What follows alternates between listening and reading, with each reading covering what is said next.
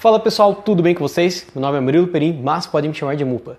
E hoje eu vim aqui indicar dois quadrinhos de um personagem que eu acho muito interessante, um personagem que ele é ainda do mainstream dos quadrinhos, ou seja, das principais editoras, das principais mídias, no caso da Marvel, mas que vai trazer uma série de reflexões e várias coisas bem diferentes e coisas que são voltadas, eu acho que para um público muitas vezes um pouco mais maduro.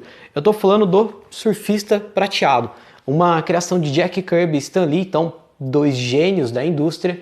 E entre os dois quadrinhos que eu quero indicar, o primeiro e o mais fácil de encontrar hoje em dia é o Parábola.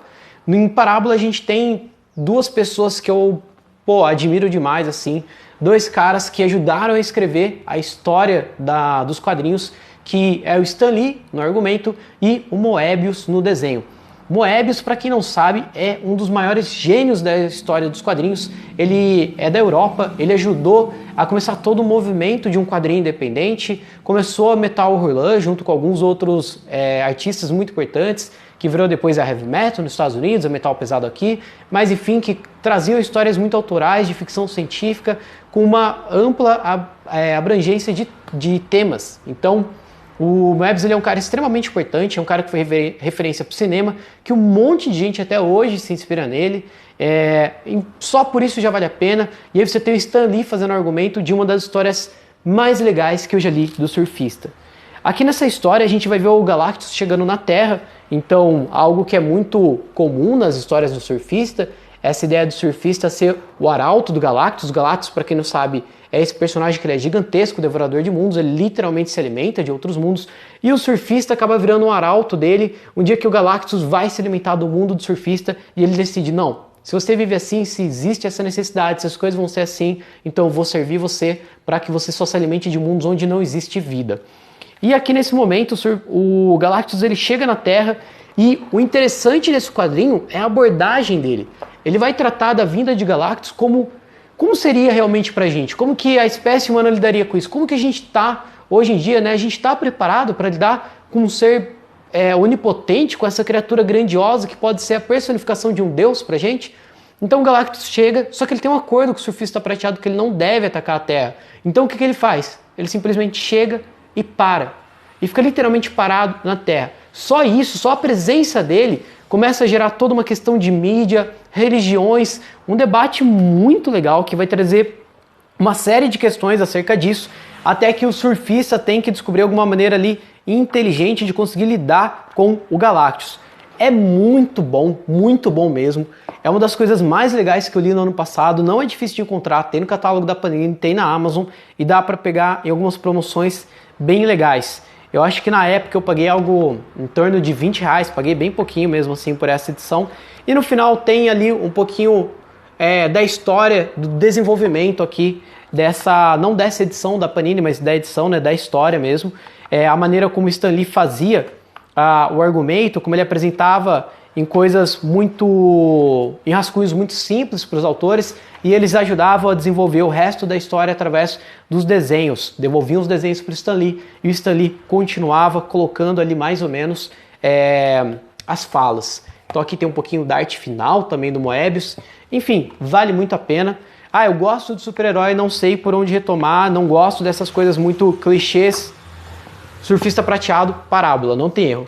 E a segunda indicação, essa ser um pouco mais difícil de encontrar, que é o Surfista Prateado, Os Escravistas. Eu tinha bastante curiosidade de ler já, consegui aí essa história em mãos, ela tá até calombada aqui, né, toda adesivada, tive que refazer a capa dela, e ela é escrita por Stan Lee e Kate Pollard. Eu não conheço muito o trabalho dele, tá? Eu sei que ele fez Thor, fez X-Men, ele fez Homem-Aranha ali na década de 70, 80, mas é o que eu sabia.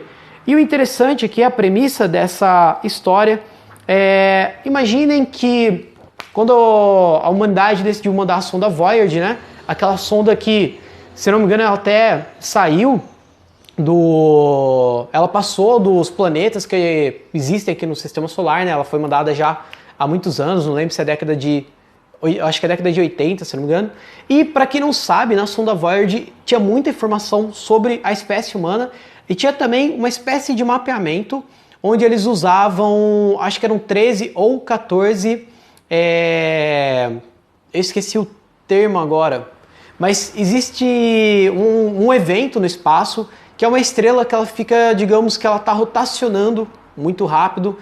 Por causa do efeito que está acontecendo ali, do evento que está se passando, a gente percebe quase como um farol. Às vezes a luz chega, às vezes não. A luz chega, a luz não chega.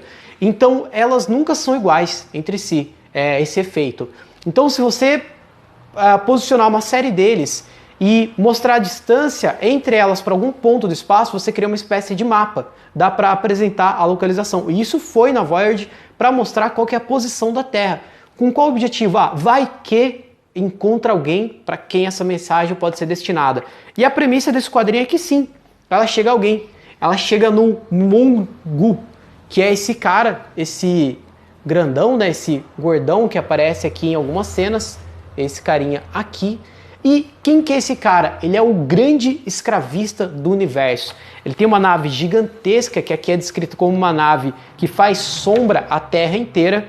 E ele é um cara que ele acha, inclusive, que o poder dele pode bater de frente com o Galactus. E o que que ele faz? Ele vai alterando de sistema solar para sistema solar, de planeta para planeta, sempre procurando mais espécies, querendo escravizar toda a vida inteligente que ele conhece, simplesmente para elas servirem como combustível para sua nave. Então o interessante é que aqui ele chega na humanidade através da Voyager e ele tem um contato. E os cientistas começam a falar: não, vai ser diferente do que a gente viu de filmes de ficção científica, de história em quadrinhos, eles vêm em paz. Então tem uma premissa bem legal de, imagina se realmente chega para alguém a Voyager, se chega para outra vida inteligente, qual que seria o pior cenário possível? Eu vejo dessa maneira essa história. O pior cenário possível, chegar na mão de uma das maiores capacidades, né, de um dos seres mais poderosos que existe no universo e que lida com o mundo, lida com as outras vidas de maneiras extremamente cruéis que o homem também já praticou, né? No caso, a escravidão, o assassinato, e ele também tem esse lado de extrair tudo que existe das outras vidas para ele, o que deixa ele cada vez mais poderoso. Então, só retomando aqui, duas indicações aí para quem quer conhecer o personagem, duas indicações que eu acho bem pertinentes: Os Escravistas e Parábola. Muito obrigado, forte abraço e até mais.